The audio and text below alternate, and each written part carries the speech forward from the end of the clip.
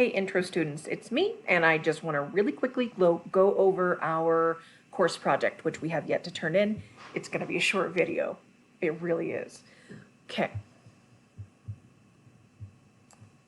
Let's go look at it. First of all, I forgot to show you in the last video I did, so I'm going to show you super quickly. You know what's really convenient? This course schedule thing right here, you click content, you go into course schedule. It's like a calendar. So I like to get the full schedule, and it tells you everything that's going on in this class. See? How cool is that? Anyway, if you just wanted a nice little reminder of what's coming up and not, I thought that would be handy. Anyway, let's go into course assignments, and I want to just tell you about our course project. Let's see, right here.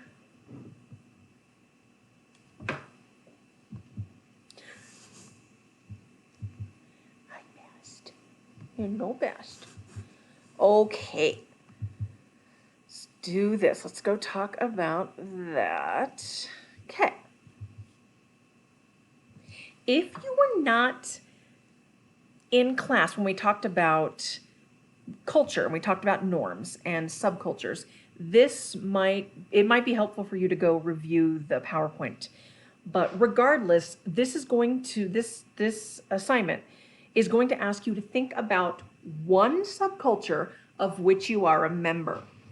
And then you're going to talk about, in whatever format you choose, and it can be anything from a PowerPoint presentation to a mural to a, yes, Judge. Okay, anyway, to, I don't know, a video, a mock video diary to, I'm not really sure. You saw the video that I had of a student rapping. So whatever you want to do, whatever is your strength, do that.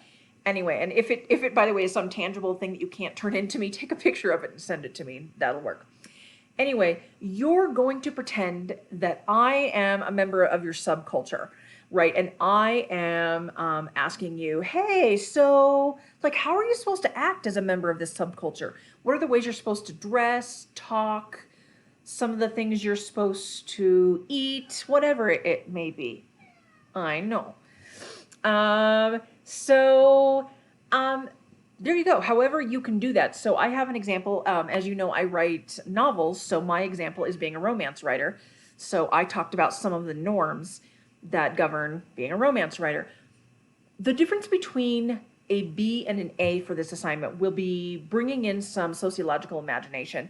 So what I want for you to take this to the next level and to get an A on this is to bring in some kind of terminology from the classroom, some course terms, some course theories.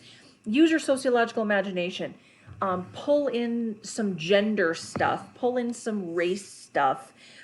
Talk about, I don't know, how this is portrayed in popular culture and why that is.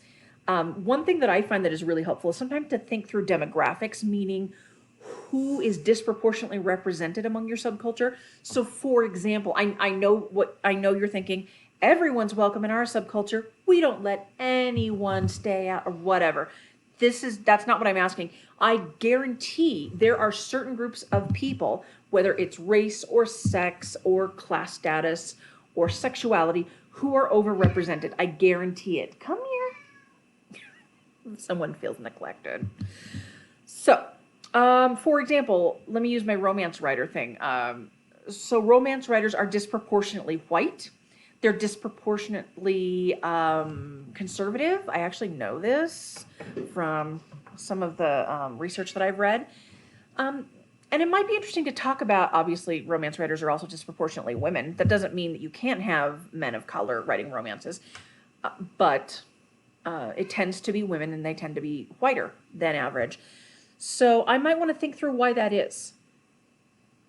That might be something. Another thing, just really quickly, let's say you're a single parent and you're talking about some of the norms that govern being a single parent. And let's say you're a single mom and you say something like, in terms of what we're supposed to wear as a single mom, well, as single moms, we're not supposed to dress in sexually provocative ways.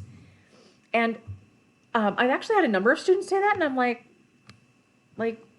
who cares how you dress? And my question in that is that something that we expect of single fathers? Do we walk up to single fathers and be like, now that you're a single dad, make sure that you're not showing too much of that man cleavage, you know what I'm talking about? Or whatever. I mean, how is this a gendered thing? Why is it that motherhood leads people to talk about or to think that they have a right to tell women what they should or shouldn't wear and what aspects of their sexuality they should put on display or not, or make reference to or not? These are just some things to think about. So that's what I want. And that, again, is the difference between an A or a B. Bast, do you want to show everyone how beautiful you are? Look at that Bast. Look at her. Way, way cooler than anything I can show. Anyway, so that's me talking about subcultural norms. If you have any questions, email me or text Bast. Thanks. Good luck, everybody.